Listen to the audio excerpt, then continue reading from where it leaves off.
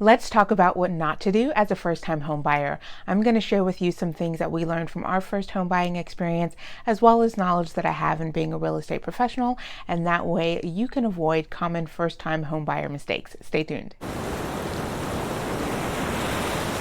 My name is Shanna Gentry. I'm a real estate professional and realtor with Century 21 Judge Fight. I just want to take a minute here just to share with you some of the common first-time home buyer mistakes so that way you can avoid them.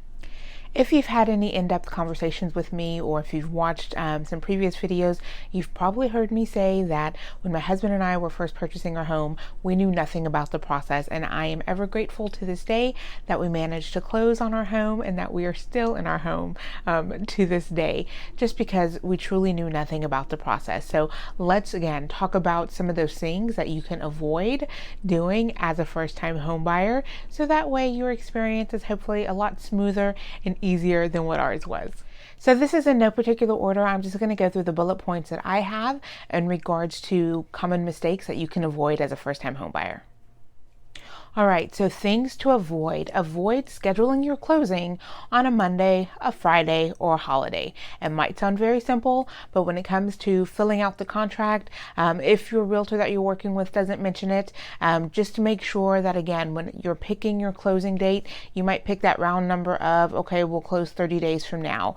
Check the calendar, make sure, again, don't do it on a Monday, don't do it on a Friday, don't do it on a holiday.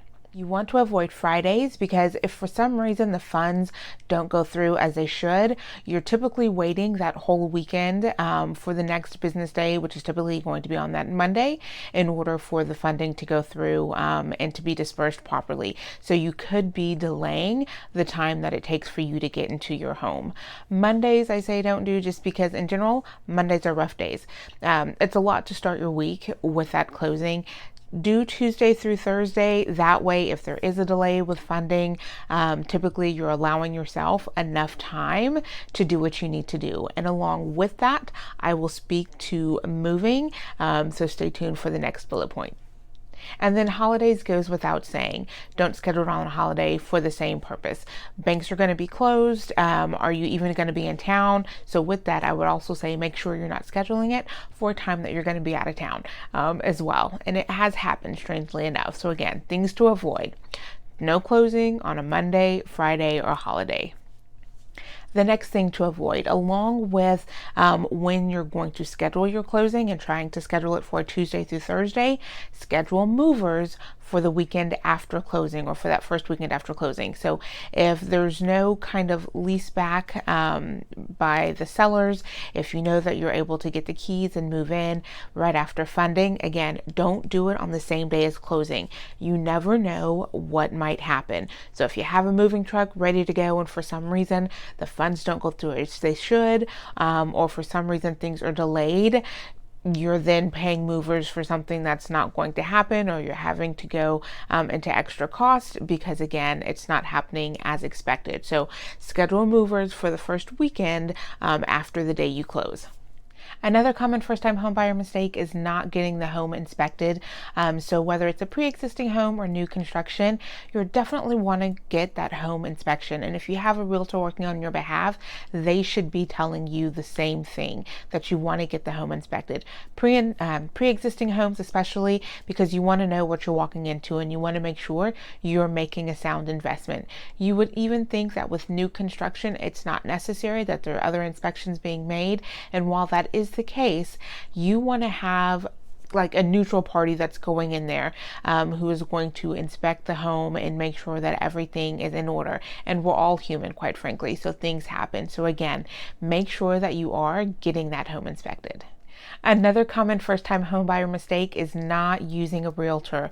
You want to have somebody who's on your side, so definitely use a realtor. I'm not saying it because I am one. I'm saying it because there's a reason why we are here.